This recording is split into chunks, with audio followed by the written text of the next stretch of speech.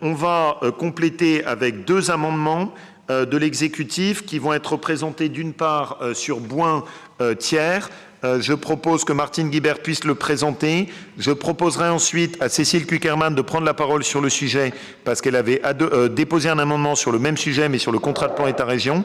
Et Cécile Cukierman s'est beaucoup impliquée sur le dossier, y compris en étant présente personnellement sur le sujet de Boin-Thiers. Donc je tiens à ce qu'elle puisse s'exprimer.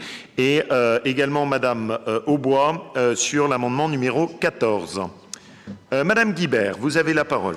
Oui, donc merci Monsieur le Président pour présenter cet amendement qui concerne la ligne ferroviaire Boin-Thiers. Donc nous l'avons évoqué dans nos débats successifs. Donc ce segment de ligne qui relie Thiers à Clermont-Ferrand et qui relie Thiers à Saint-Étienne a été suspendu par SNCF Réseau en 2016 pour des raisons de sécurité. Et depuis lors, en effet, pas de démarche, je dirais, territoriale. De notre part, un plan de sauvetage très ambitieux, nous l'avons dit, un plan de sauvetage priorisé. Et donc aujourd'hui, nous portons une attention particulière sur cette ligne, dans la mesure où nous avons déjà financé d'autres segments, avec Boin-Givors notamment. Donc aujourd'hui, nous nous inscrivons dans une continuité ferroviaire de cette ligne. Et cette ligne qui appartient aux lignes classées UIC 7 à 9 mérite en effet un traitement particulier, en tout cas une étude approfondie pour voir quelles peuvent être les perspectives qu'on peut lui donner dans le cadre de cette continuité ferroviaire et d'un projet territorial. Donc, faute d'avoir réalisé les investissements nécessaires, je rappelle, les circulations ferroviaires sont suspendues depuis mi-2016 par SNCF Réseau, on le rappelle encore une fois, qui est gestionnaire de l'infrastructure nationale avec propriété de l'État. Nous souhaitons, région, que soit étudiée la possibilité de rétablir cette continuité ferroviaire entre Boin et Thiers, permettant ainsi, en effet, de relier 2 métropoles, Saint-Étienne et Clermont-Ferrand. Donc, nous avons demandé à l'État et à SNCF Réseau de ne pas procéder au déclassement de cette ligne, d'en préserver les installations, de compléter les accords État-région pour la relance du ferroviaire par une étude portant d'une part sur le potentiel réel de fréquentation et d'autre part sur le coût de régénération qui avait été estimé en 2016 à plus de 50 millions d'euros, étude dont la région est prête à prendre en charge le financement à hauteur de 300 000 euros. Donc bien évidemment, nous avons besoin aujourd'hui de réactualiser ce diagnostic, ces études, et de travailler en partenariat avec tous les acteurs locaux pour, autour de ce projet, donner un vrai sens, je dirais, à l'engagement de ces dépenses futures. Merci beaucoup, Martine. Je passe la parole à Madame Cukierman. Oui, merci, Monsieur le Président. Effectivement, nous avions inscrit un peu plus loin un amendement du même type parce que nous pensons effectivement qu'il s'agit d'une ligne structurante de cette ligne entre Saint-Étienne et Clermont-Ferrand. J'aurais envie de dire assez simplement, quand on veut tuer son chien, on l'accuse de la rage. Et c'est un peu ce que la SNCF a fait finalement sur cette ligne, en ne faisant pas régulièrement les travaux nécessaires et en laissant se dégrader, y compris dans le temps de circulation, la fréquentation ferroviaire. Elle a menacé, il y a maintenant quelques mois, effectivement, de déclasser cette ligne.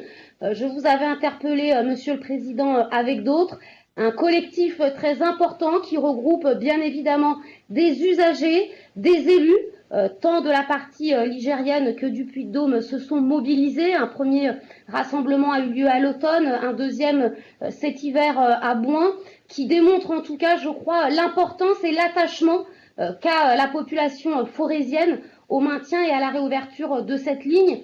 On ne peut bien évidemment que regretter ces retards pris, mais c'est une ligne structurante. Rappelons qu'il y a un lycée à Boin, un lycée à Noir-Étable, un lycée à Thiers, et que donc c'est bien évidemment l'enjeu des emplois, l'enjeu du déplacement pour la formation, mais n'en doutons pas également la capacité et la possibilité, et peut-être que l'étude devra d'ailleurs s'y pencher, celle de développer également du transport ferroviaire pour les marchandises, afin de permettre notamment aux industries forestières de pouvoir déplacer leurs marchandises autrement que par camion, qui bien évidemment sont dangereux et polluants sur l'autoroute parallèle. Je vous remercie, Monsieur le Président, et bien évidemment, nous retirerons notre amendement si celui-ci est adopté.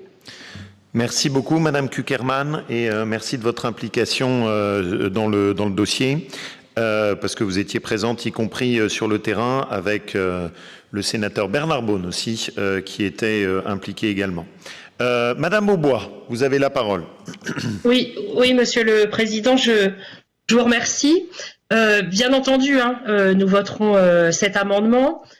Moi, j'ai juste une petite question, Monsieur le Président, c'est que des études avaient été déjà faites, donc c'est les actualiser. Les actualiser, en fait, pour savoir vraiment sur quelle somme on sera. Est-ce qu'on sera entre 35 ou 50 millions? Je pense que vous avez la volonté, Monsieur le Président, ce n'est pas juste une posture politique sur cette ligne que vous avez. Donc, comme vous avez la volonté de réouvrir cette ligne, je trouverais intéressant que l'étude et ainsi que des premiers crédits soient inscrits déjà dans le CPER pour la réouverture de cette ligne, parce que tous les arguments, je ne vais pas les reprendre qu'a dit Madame Kuckerman, sont justes. Et si il y a une desserte à hauteur une offre, je dirais, avec des horaires à hauteur des demandes des habitants qui sont sur toute cette ligne qui est Clermont-Saint-Étienne, il n'y aura pas 30 usagers comme on peut le dire. Je vous remercie. Merci beaucoup, Madame Aubois. Juste pour bien qu'on se remette quand même sur la ligne, les enjeux en tête. D'abord, les deux éléments que nous avons obtenus avec Martine, c'est d'abord que la ligne ne soit pas déclassée. Pour nous, c'est très important. Une ligne déclassée, c'est une ligne qui est morte. La deuxième chose qu'on a obtenue, c'est que les passages à niveau ne soient pas désactivés. Ça aussi, c'est très important. C'est la deuxième mort possible pour une ligne, c'est la désactivation des passages à niveau. Maintenant, et Cécile Kuckerman l'a très bien dit, pour tuer une ligne, c'est pareil que pour tuer son chien, on dit qu'il a la rage. SNCF Réseau fait une étude et puis elle dit ça coûte 50 millions d'euros. Et honnêtement, à 50 millions d'euros, vu le nombre de voyageurs, on est sur une échelle de travaux qui est au-delà du raisonnable. Nous, notre conviction, c'est qu'on peut le faire pour beaucoup plus raisonnable et adapté, et que, comme vous l'avez dit, on peut aussi avoir une fluidité d'utilisation qui essaye d'utiliser d'autres possibilités, telles que le fret, comme ça a été évoqué par Madame Kuckerman. Donc, ce qu'on va essayer de voir, c'est faire une étude indépendante. Et ça, Monsieur Gamon, c'est très important. Il faut bien que l'étude soit faite par un organisme indépendant de SNCF Réseau pour qu'on ait toutes les garanties du résultat et que ça nous permette d'avoir une étude indépendante, objective, qui nous dise, écoutez, il faut tant pour rénover la ligne. Ensuite, sur la question de l'inscription, Madame Aubois, ça juste, c'est important de le comprendre parce que, c'est technique, mais c'est important qu'on le partage ensemble. Le contrat de plan État-région, tel que l'a souhaité l'État, ne comportera pas, dans un premier temps, des nouvelles infrastructures sur 2023-2027. Donc, ce n'est pas dans le contrat de plan État-région qu'on peut l'incorporer, c'est dans le plan relance ferroviaire. En fait, ce qu'a décidé l'État, c'est que les contrats de plan État-région n'étaient pas avec le volet infrastructure 2023-2027, qu'on les renégocierait avec un amendement. Que donc, pour l'instant, on a uniquement la partie plan de relance sur 2021-2022. Donc, parce que je sais que l'association et le collectif disaient qu'il faut le mettre dans le contrat de plan État-région. Dans le contrat de plan État-région, il n'y aura pas d'infrastructure parce que l'État a souhaité que ce soit en dehors. Donc, ce qu'il faut qu'on vise, ce n'est pas le contrat de plan État-région, c'est le plan de relance ferroviaire. Et là, par contre, dans le plan de relance ferroviaire, on pourra essayer de faire en sorte que ce soit incorporé ou dans le plan infrastructure qui serait fait en 2023. Voilà. Mais n'ayez pas d'inquiétude, j'y veillerai sur la durée. Et je m'engage à travailler. J'ai bien compris d'ailleurs qu'avec beaucoup de gentillesse, vous m'invitiez à rester très vigilant sur le dossier et que vous saviez que j'y resterai vigilant, y compris après le mois de juin. Donc j'ai été sensible à cet hommage posthume ou à ce lapsus révélateur, Madame Aubois. Je vous rassure pleinement, je veillerai sur la durée, comme vous le souhaitez, à la bonne réouverture de la ligne et qu'on puisse avancer ensemble si c'est possible, et c'est vraiment mon souhait. Voilà, je soumets donc l'amendement. Une intervention du RN. Ah, pardon, oui, j'avais pas vu. Excusez-moi, elle vient de m'être transmise. Allez-y, Monsieur Dessiès. Oui, bien entendu, nous soutiendrons cet amendement. Et je voudrais simplement compléter l'intervention de Madame Kuckerman pour notamment sur l'attitude de la SNCF. Madame Kuckerman doit savoir que l'attitude de la SNCF et son comportement est celle de toutes les entreprises dans les États communistes, c'est-à-dire qui vivent avant tout, les entreprises sont faites avant tout pour le bénéfice des salariés qui vivent sur la bête, et le client est effectivement la dernière personne servie. Et bien souvent, les mêmes causes causant les mêmes effets, les entreprises s'effondrent quand elles n'entraînent pas d'ailleurs l'effondrement de l'État, comme ça s'est produit dans tous les pays communistes sur Terre, ou moins qui avaient essayé cette idéologie nauséabonde. Très bien, merci beaucoup pour ces propos pondérés. J'invite donc au vote de l'amendement avec un avis favorable de l'exécutif, en signalant que c'est un travail commun et en remerciant encore les élus qui se sont impliqués sur le terrain. Monsieur Bonichon, Monsieur Verchères, pardon. Avis favorable, Monsieur le Président. Merci beaucoup. Pour le groupe LD, Karine Lucas. C'est Marie-Pierre Montoro-Sadou qui donne. Ok, merci. Marie-Pierre, pour le groupe SD. Oui, Monsieur le Président, nous votons favorablement. Merci. Monsieur Perrault. Oui, vote pour. Très bien. Le groupe RCES. Vote pour. Très bien. GCGRS. Oui, vote pour, puisque dans les entreprises publiques, il y a des usagers et non pas des clients, donc cet amendement répondra aux besoins des usagers. Merci, Madame Kuckerman, qui ne se laisse pas faire. Pour le groupe PRG.